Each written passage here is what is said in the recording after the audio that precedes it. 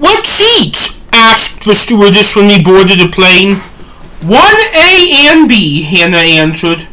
"Make a left and it is the row all the way down at the end," said the stewardess. "Thank you," I said. We then walked to our seats and then we sat down in our seats. "Welcome to United Airlines business class. Would you like some champagne?" a flight stewardess asked me when we sat down in our wide seats. "Sure," I said. "It is our wedding day," said Hannah. The flight stewardess poured us champagne into wine glasses that were provided for us. "Cheers to our long, happy, and healthy marriage." "Cheers," said Hannah. We then drank the champagne.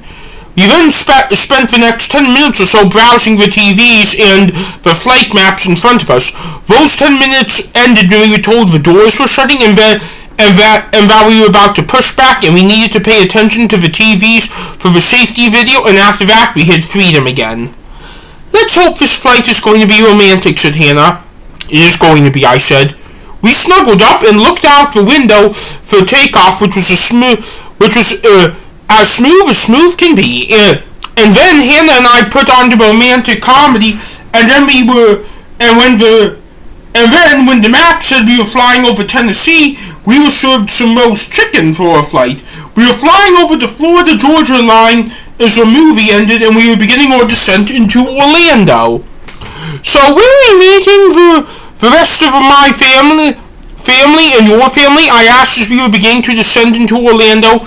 "We're going to meet them at the Mickey and Walt Disney statue in front of Cinderella's castle in the Magic Kingdom Park," Hannah answered.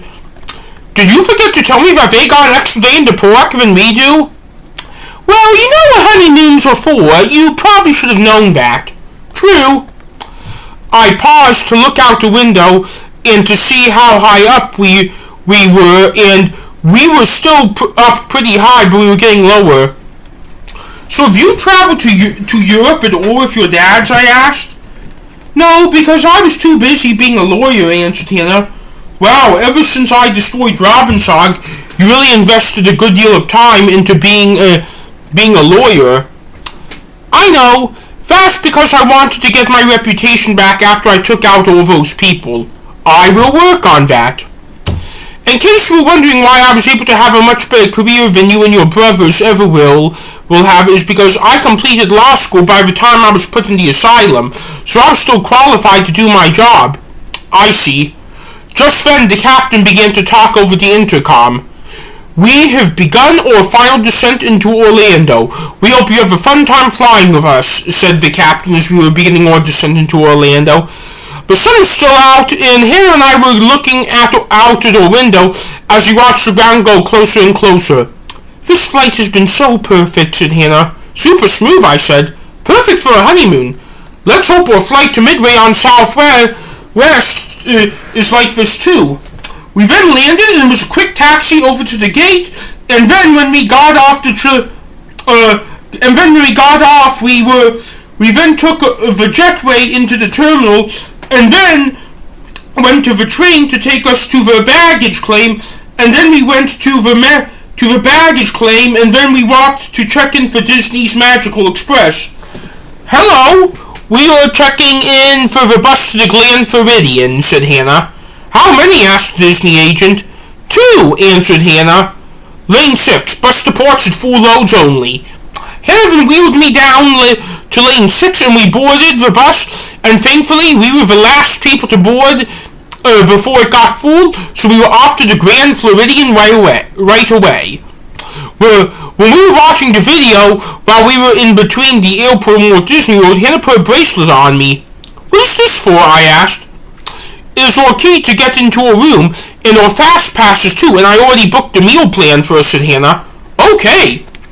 It was about a half hour later, and we were at the Grand Floridian Resort. "Wow," I said when we got off the bus. "I made sure to choose something special," said Hannah. "I know," I said. Hannah then kissed me on the forehead as I wheeled myself, and Hannah took our luggage into the resort. "Welcome to the Grand Floridian and Walt Disney World, the happiest place on earth," asked the desk agent with a smile, "because this is Walt Disney World." "We have a 2-week stay here. Hannah and Marcus Robbins," Hannah said at the front desk. Room 3914, said the desk agent. It was a little bit of a walk, but after an elevator ride, we were at our room. Here we are, said Hannah, putting her bracelet on door to let us into her room. Haven dropped our luggage off. Now we have to go to the Magic Kingdom, which we were one stop away from on the monorail, said Hannah. You don't want to unload? I asked. Let's wait until tomorrow. Once we got into the hallway, Hannah took a look at the doors on each side of ours. Yep, and yep, said Hannah. What is it? I asked. I just wanted to make sure that this was the correct room by my dad and your brothers placing a Mickey-shaped post-it on the door. Your brothers and my dads each have their own room next to ours, and that other person with us alternates between the two of them, but will never be in our room. Okay. Hannah and I then walked over to the monorail station. We boarded it to the Magic Kingdom. Next stop, Magic Kingdom Park, said the intercom on the monorail. So, we are going to meet them in the area by the statue of Walt Disney, holding Mickey's hand, I asked. Yes, answered Hannah.